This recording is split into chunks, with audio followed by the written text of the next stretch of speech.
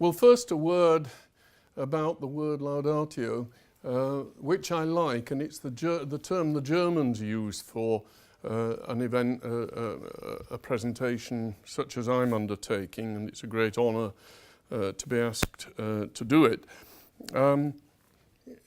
I like the term myself, though my dear wife says it sounds pompous.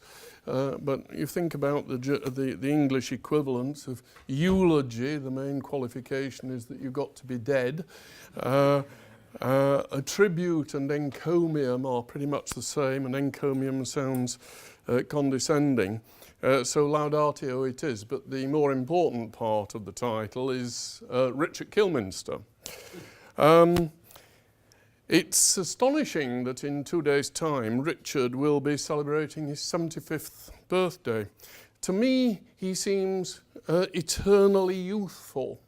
Perhaps that's because I'm only just very slightly over a year younger than Richard, and I have the same delusion about eternal youth in myself as well. But I remember Richard remarking to me that he was never going to wear old men's clothes, and I thought to myself, oh dear, I've always worn old men's clothes. Richard has always seemed to me to remain in touch with the youth, perhaps courtesy of Lewis and Madeline. At any rate, I recall that after I had indulged in one of my periodic rants against American popular culture, Richard responded that it's the only show in town, whereas I regard America as a sort of cultural Chernobyl. But Richard's always been less political than I am. The last words of his first book are relevant. He writes, just in the last two lines, "The Leninists have only imposed change on the world. The point, however, is to understand it."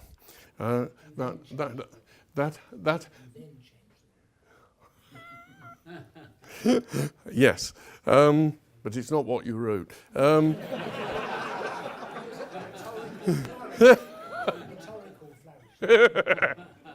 However, I might say, even if he's less political than I am, both of us have spat blood about the idiocy of Brexit. Well, we think of Richard as a hard-bitten academic and a single-minded sociological theorist, but he has hidden depths and unexpected skills. To start with, he went to university relatively late in life. He went to the University of Essex, where he studied sociology along with a minor in literature, and that was after he'd been working for 6 years in local government in the area of legal studies, legal affairs. In consequence, it turns out that he can not only touch type, whereas I'm still going rather like that after 60 odd years, but he can he even has that now very rare skill of being able to write shorthand, which is still a very useful thing. I think more remarkably, as a student, he had vacation jobs, including working on a road gang and driving a dumper truck. Perhaps it was a return to those roots that led him after retirement to pass the examination of the Institute of Advanced Motorists. History does not relate whether he took the examination driving a dumper truck, but he certainly knows that you should drive with both hands on the steering wheel. What's the general idea? Well, Essex, in the outstanding department of sociology at Essex, which was then emerging as a dominant force in British sociology in the 60s, late 60s. Richard encountered, among many other stars, the superstar philosopher Alistair MacIntyre, and the far less well-known but ultimately more congenial and inspiring Herminio Martins, who, as it happens, also taught me in America. After Essex, Richard went on to the University of Leicester for his master's degree. And there, of course, he encountered Norbert Elias for the first time, and it proved to be a turning point in Richard's academic life. I've always been a bit envious of Richard for having actually been taught by Elias, which I never was. And over the following years, I'm sure he spent far more time talking to and corresponding with Norbert than I ever did. I had mainly to make do with learning about Elias's ideas somewhat, and about processual thinking, somewhat indirectly via Joop Houdsblom and also from other friends, Eric, of course, and Cass, and Richard himself. So I picked up a lot rather indirectly. I can't remember exactly when I met Richard in person. I'm not sure that Richard remembers it either, but long after not long after I met Norbert for the first time in 1972, I remember him mentioning that he had another young sympathiser in Leeds by the name of Kilminster.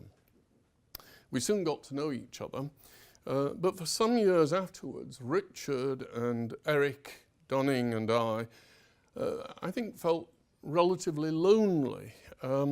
It sometimes seemed that in Britain there were only just us three Elias enthusiasts. Actually, there were a few more, but they were mainly older friends of Norbert. Well, we few, we happy few, but in some respects it was not entirely a happy experience. In the 1970s, everyone seemed to have an allegiance to one theory, one theoretical perspective or another, and the resulting war of the schools came close to destroying British sociology.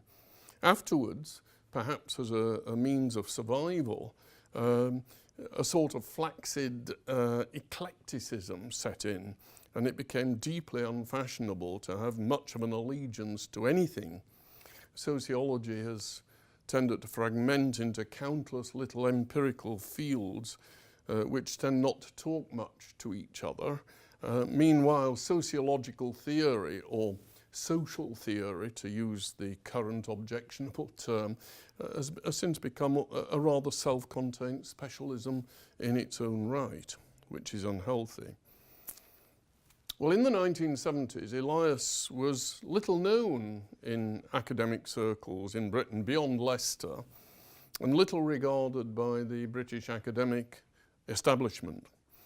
So even at that early stage, our little group were often regarded as at least mildly eccentric by mainstream sociologists.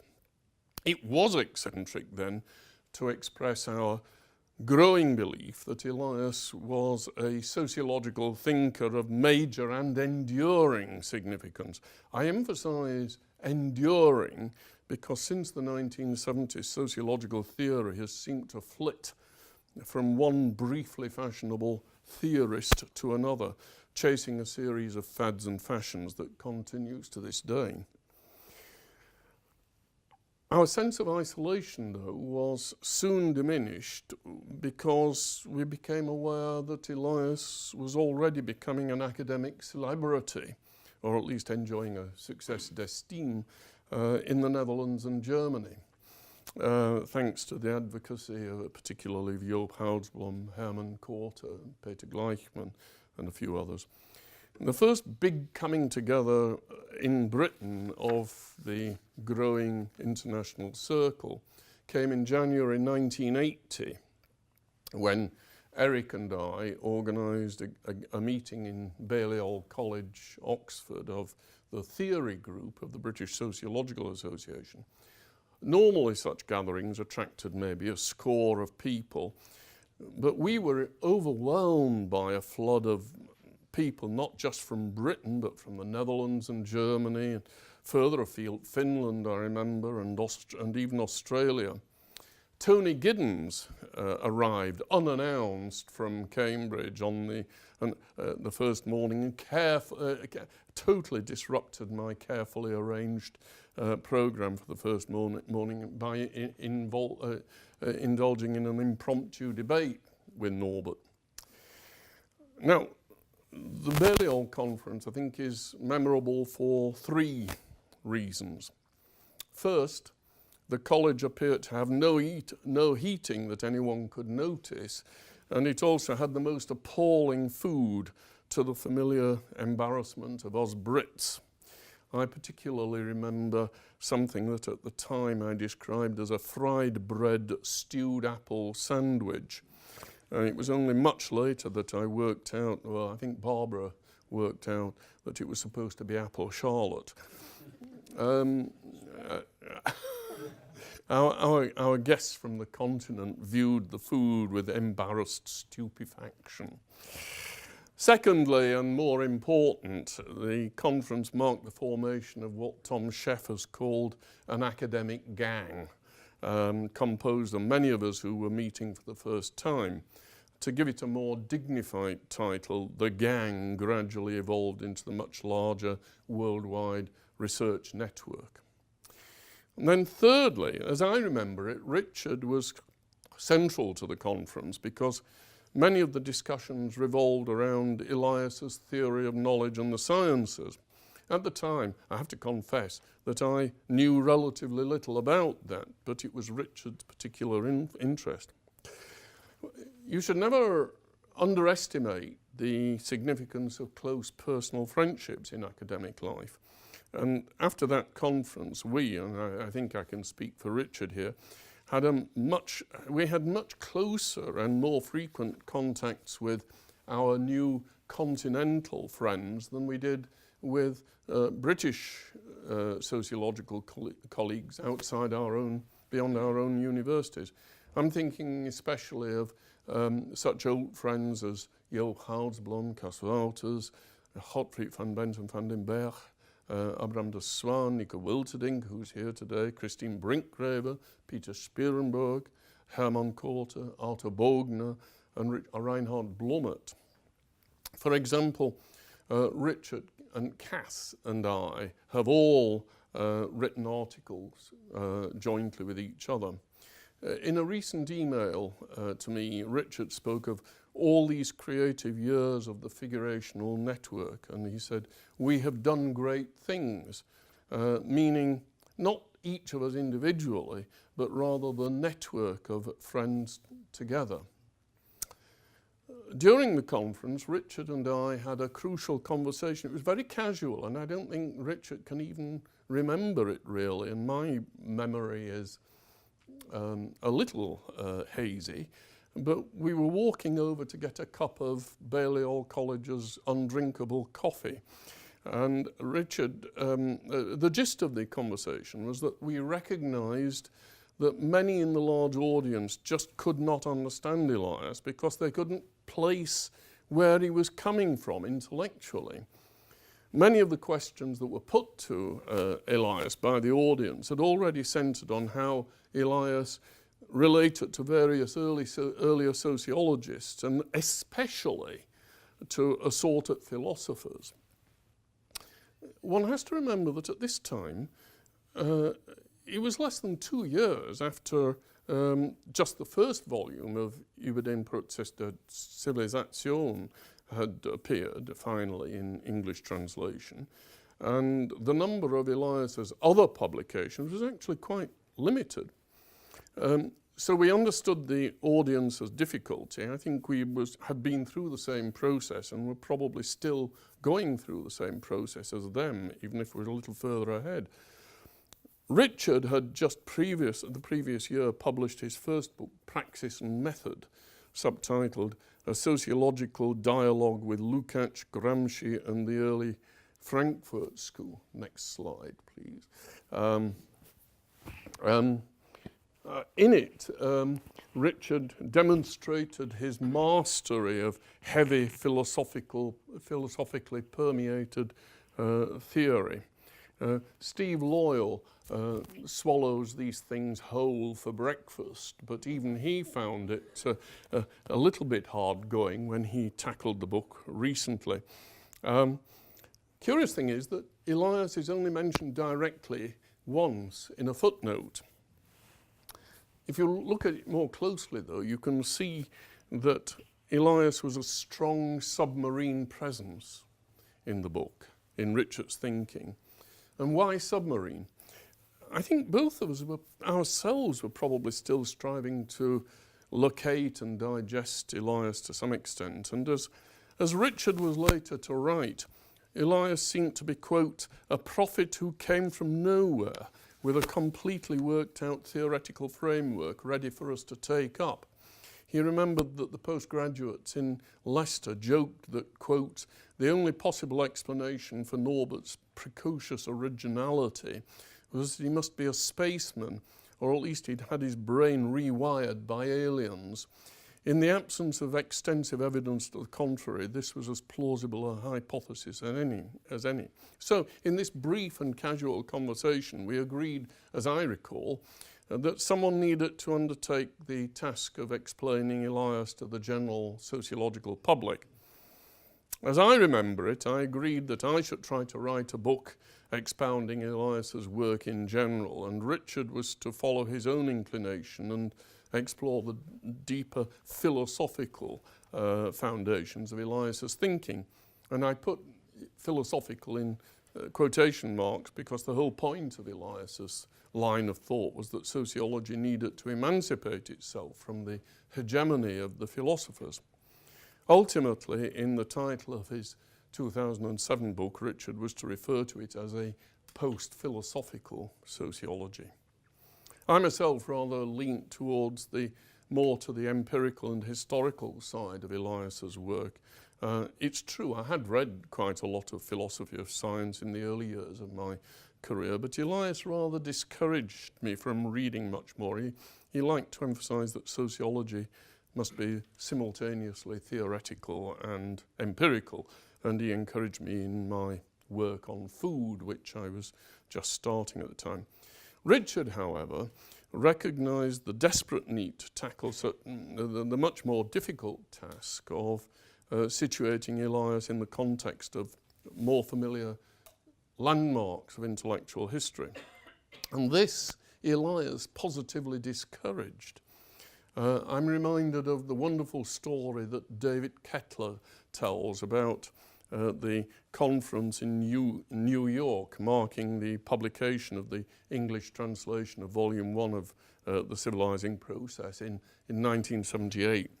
To quote David, a very attractive young black woman in one of the last rows at the very back asked whether it wasn't true that the argument he had presented followed quite closely a major theme initiated by Durkheim and pursued by his students. Elias bounced off the platform and rushed 3/4 of the way down the aisle. Gesticulating, he called out in a voice made a little shrill by his excitement, "Young woman," he said, "young woman, you must not listen to those old codgers." Elias was 81 at the time, so clearly qualified for the title of old codger himself. And if he took that attitude towards Durkheim, whose empirical studies he often recommended, he felt much more strongly about the old codgers of the philosophical persuasion. Yet, of course, he himself had actually read all those philosophical old codgers. It took some years for Richard's and my books to appear. My own Norbert Elias Civilization, the Human Self-Image, came out in 1989, and Richard's The Sociological Revolution and Norbert Elias Post-Philosophical Sociology in 1998 and 2007 respectively. By 1987, I had actually written maybe 2 or 3 chapters of my book when Elias took umbrage and actually forbade me to go any further with writing it. And I did actually stop for a while. It was all very distressing. Elias said to me, "Stephen, while I am alive, I am the best person to explain my ideas." I thought, oh no, I actually thought, oh no, you're not, Norbert, but I didn't dare say that. Then Richard resolved the impasse by writing to Elias to tell him that he too was writing a book about Elias, and then Elias resigned himself to the fact that these books were going to be written. But the story gives some tiny insight into the dynamics of the court society that formed around King Norbert XIV in his last years. Richard proceeded indeed to read the old philosophical codgers from Descartes to Heidegger, but he did so in order to immunize himself against them. In 1995, he presented me with a copy of a slim little volume, next slide, called Bluff Your Way, just 64 pages, Bluff Your Way in Philosophy. And inside, Richard had written, next slide, for Stephen, this contains all you need to know.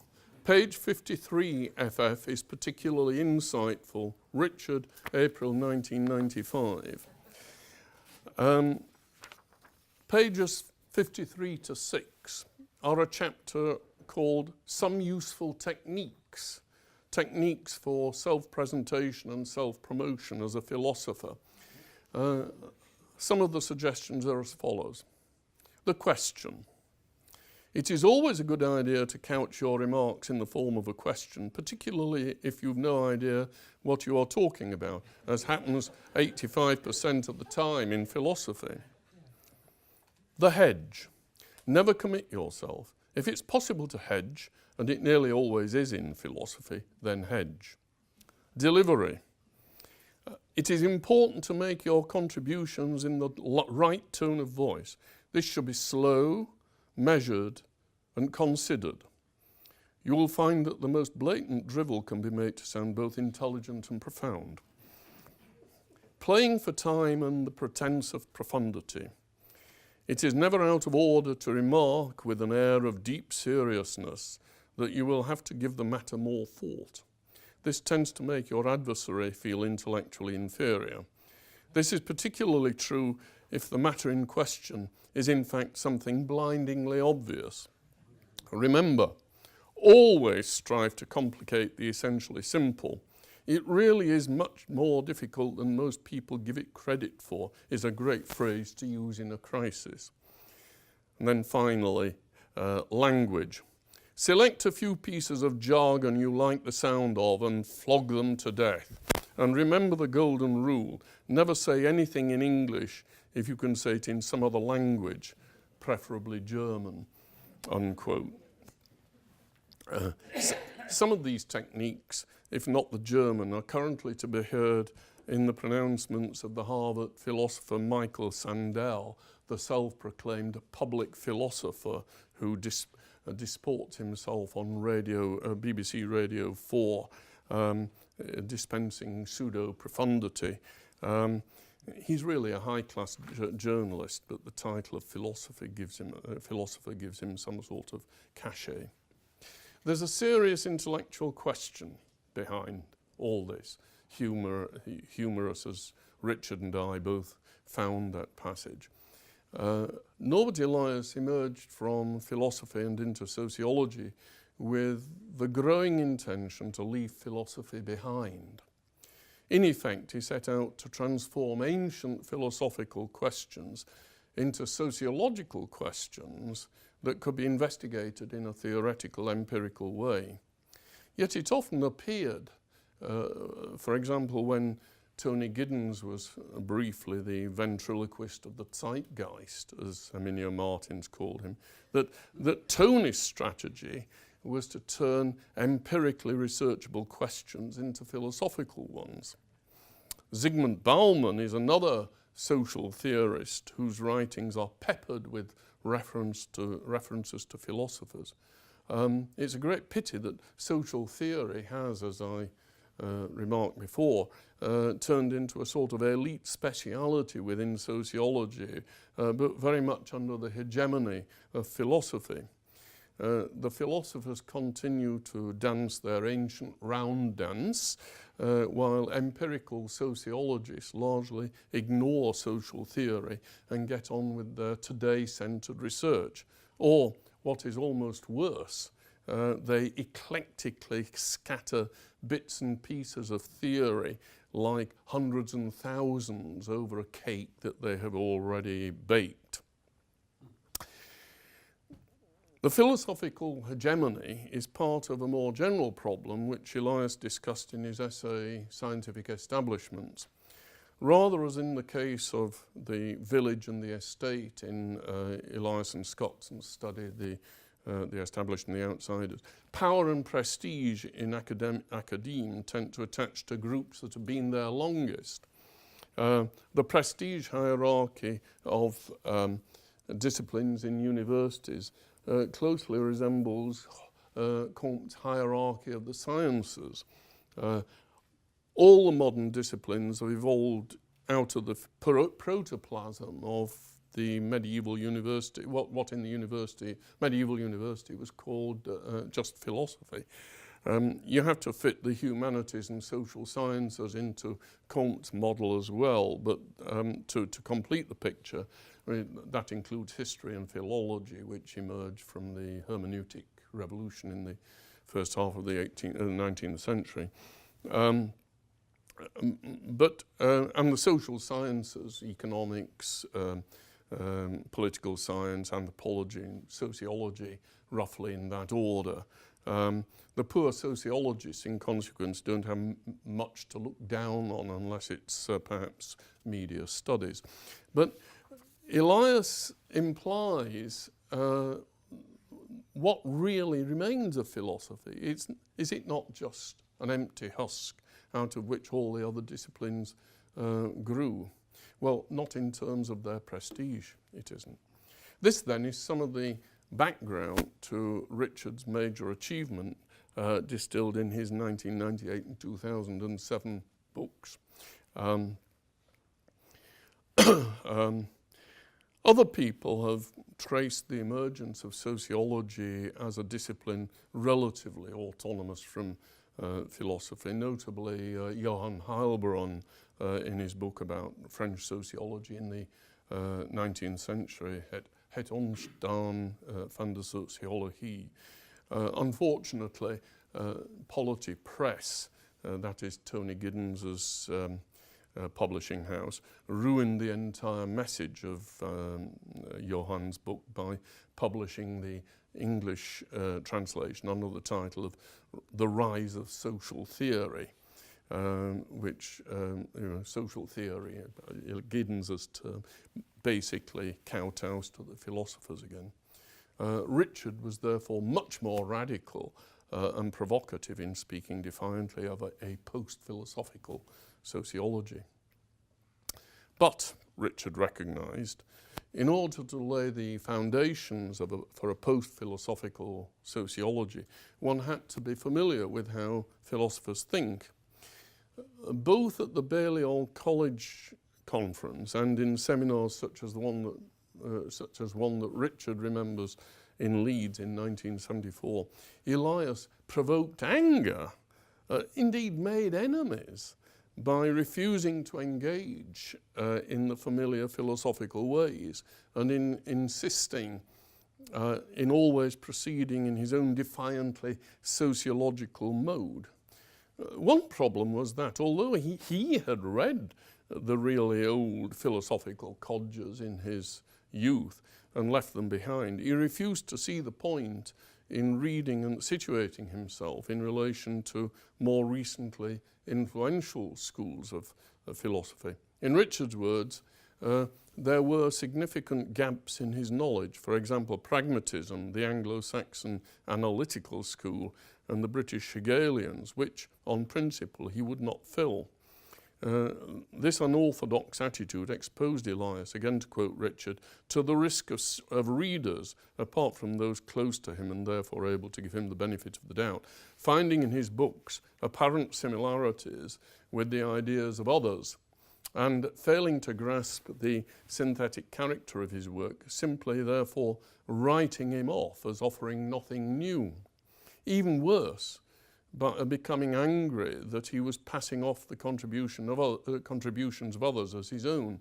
In the context of conventional academic life, his not discussing other writers was regarded by many as simply as a weakness. I heard these misgivings again and again, unquote. In his own work, Richard has sought to show how far sociologists have acquiesced in philosophers' distinctions and categories and other stipulations. Again, to quote Richard, Norbert's contention that the advent of sociology had taken the problems previously elaborated by philosophers and transposed them onto another level could only be sustained, I discovered, by showing in detail how this had occurred. In other words, one had to read the philosophers in order to demonstrate credibly, beyond simple assertion, one of the basic tenets of Norbert's position.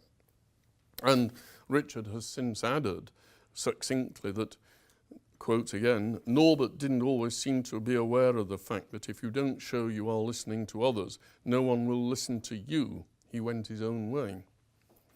Well, Richard achieved all this ambitious intellectual project against the background of a certain intellectual tension over years and decades with his professor, head of department and PhD supervisor, Zygmunt Bauman.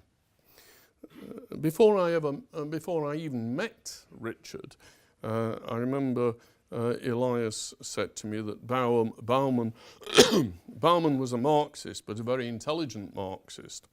And Richard has always stressed that Zygmunt was in most respects a good friend, who was very learned and taught him a lot. Indeed, Richard and Ian Varco edited a festschrift for Zygmunt.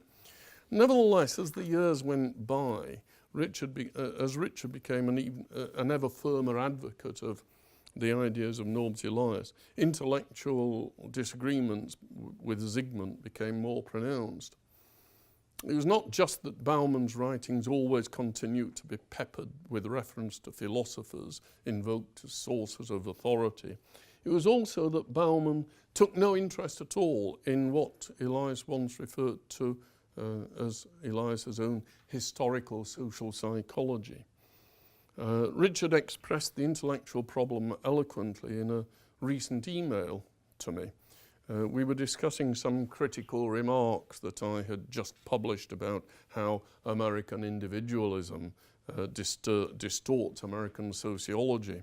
Richard wrote, "This kind of attitude towards individualism chimes in with the classical utilitarian moral precept that individuals must be the judges of their own utility, which will manifest itself in their behavior, the sovereign individual writ large. Marx takes this over from political economy, so conspicuously has no interest whatsoever in personalities, emotions, or individual feeling states, something which shows up later in Zygmunt's ignorance of psychoanalysis and lack of sustained interest in a sociological psychology.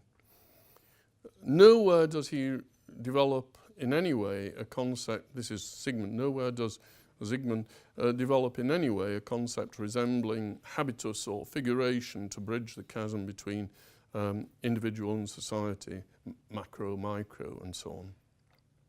I think that's quite profound. Although my own first degree was in economics, so I've long been familiar with the principle of revealed preference, I'd never made the connection between that and Marxism on the one hand, and psychoanalysis and habitus. Let me now turn to say something about Richard's role in the publication of the collected works of Norbert Elias, the 18 volumes that we published between 2006 and 2014. When we first discussed this project, the board of the Norbert Elias Foundation immediately, without further discussion, decided that Richard should be asked to serve as chair of the editorial advisory board.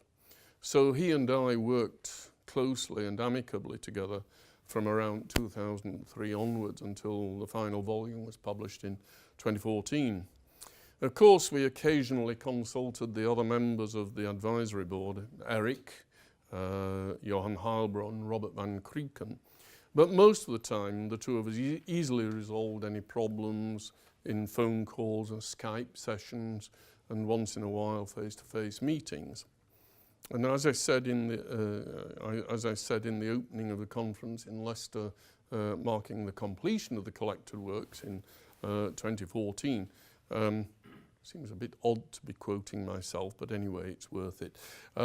Richard's name appears as an editor on the title pages of no fewer than 7 of the volumes. Richard and I are particularly proud of the 3 volumes of Elias's essays that we jointly edited. It is not just that many of the essays had appeared in quite obscure places and were difficult to obtain, but that bringing them all together revealed a corpus of writing that is of the greatest importance. The essays on the sociology of knowledge and the sciences in volume 14, for which Richard was mainly responsible, are in themselves of a significance that no professional social scientist should overlook, while the range of topics covered in volumes 15 and 16 is quite breathtaking. I think Richard can also take particular pride in the new edition of Elias's last book, The Symbol Theory. Elias had put the original edition in Richard's hands not long before Elias died, but he then rather tied Richard's hands behind his back, so he couldn't really do much with it. For the new edition, Richard actually talked to 1 or 2 of Norbert's very final last assistants to find out just how the text was had tortuously emerged with the almost blind Elias dictating things.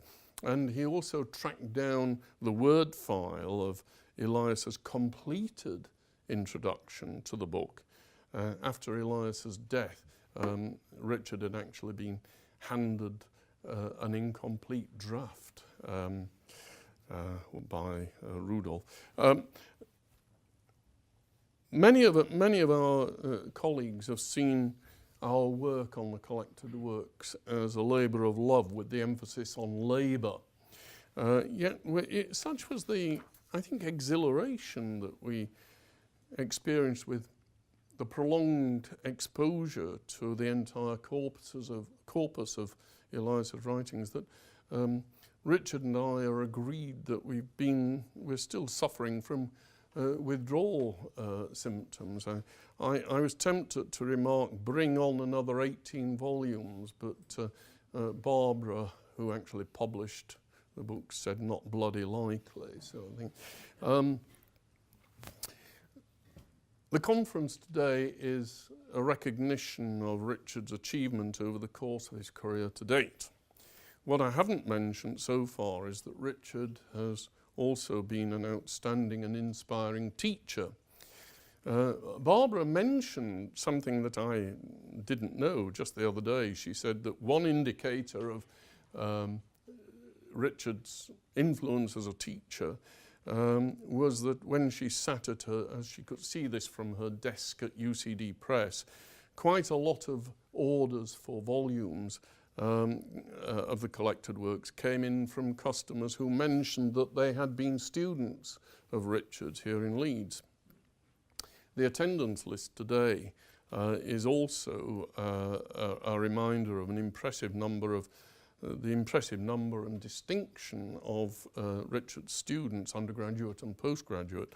Those present include Tim Bickerstaff, Ian Burkitt, Peter Emerson, John Lever, Kath Morgan, Ryan Powell, Alan Scott, Phil Sutton, Stephen Vertigans, Terry Russell and Paul Watt.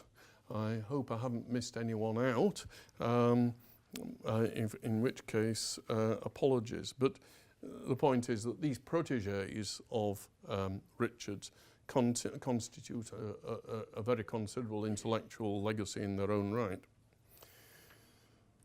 In conclusion, I should mention that although we think of Richard as a cerebral, dedicated, not to say desiccated theorist, he has occasionally been known to venture into the interpretation of empirical events. My personal favourite is his essay on streaking, the phenomenon of young men and women displaying their nakedness, usually at sports events. It was particularly common in the 1970s and 1980s. Elias remarked to Richard that the crucial point was probably that they fled, running through the scene. Richard took it from there, and perhaps typically Richard seems not to have considered the essay important enough actually to publish it. But if you're in search of minor titillation, you can read it in the classic essays session of the Elias Foundation's website. And with that, I think you'll be more interested in hearing what Richard has to say on his own behalf.